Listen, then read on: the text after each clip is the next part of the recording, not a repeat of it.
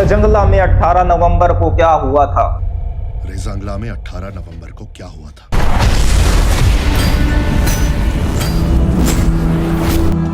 सिर्फ एक मेजर साहब थे जिनका नाम था मेजर शैतान सिंह भाटी। उनका आदेश था कोई भी अपनी पोजीशन से 1 इंच भी पीछे नहीं हटेगा। जवानों ने वही किया। हम पीछे नहीं हटेंगे।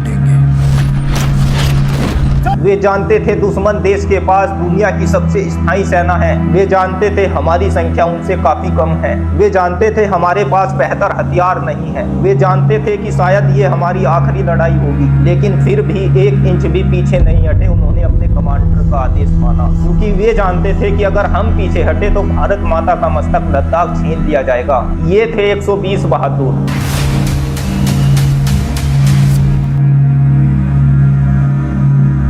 आज बात करेंगे 120 बहादुर की, क्यों चीन ने 1962 में हमला किया था। रजांगला इतनी जरूरी क्यों है। स्वागत है आप सभी का। आप देख रहे हैं आधुनिक एजुकेशन स्टडी। मेरा नाम है दीपक धकवाली। जब आप इसकी भौगोलिक स्थिति को समझेंगे तब आपको समझ में आएगा रजांगला इतना महत्वपूर्ण क्यों है। रजांगला भारत के लद्दाख क्षेत्र के पूर्व में स्थित एक ऊंचा हिमालयी दर्रा है।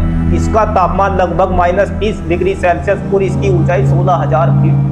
इस इलाके में आपको न तो पेड़ दिखाई देंगे और न ही घास के मैदान। यहाँ मिलेंगे सिर्फ आपको बर्फीले पहाड़, पत्थर और सिर्फ सन्नाटा। यहाँ लगभग 6 महीने तक बर्फ जमी रहती है। मौसम का कोई पता नहीं, कब बदल जाए, बर्फीला तूफान आ जाए, कोई पता नहीं। रजांगला के उत्तर में है चुशुल घाटी और पूर्व में है स्पांगुर झील।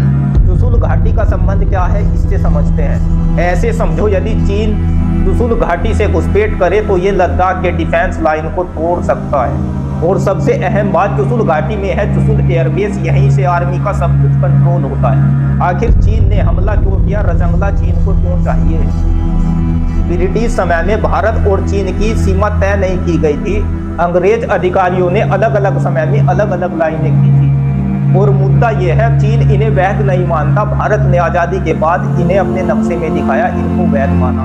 यहीं से शुरू हुआ भारत और चीन विवाद। इसके और भी कारण है, जैसे G219 हाईवे बनाना चुपके से जो लद्दाख के क्षेत्र से होकर गुजरता है, तिब्बत विद्रोह, दलाई लामा का भारत में आना।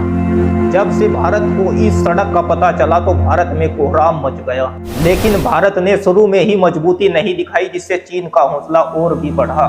क्योंकि शुरू में ही पंडित जवाहरलाल नेहरू ने चीन के साथ मैत्रीपूर्ण संबंध बनाने की नीति अपनाई। वे एशियाई एकता के सपने को जीवित रखना चाहते थे। 1959 में दलाई लामा का भारत आना और तिब्बत विद्रोह से चीन को लगा कि वह चीन की राजनीति में हस्तक्षेप कर रहा है। यहीं से ये रिश्ता बिगड़ता चला गया।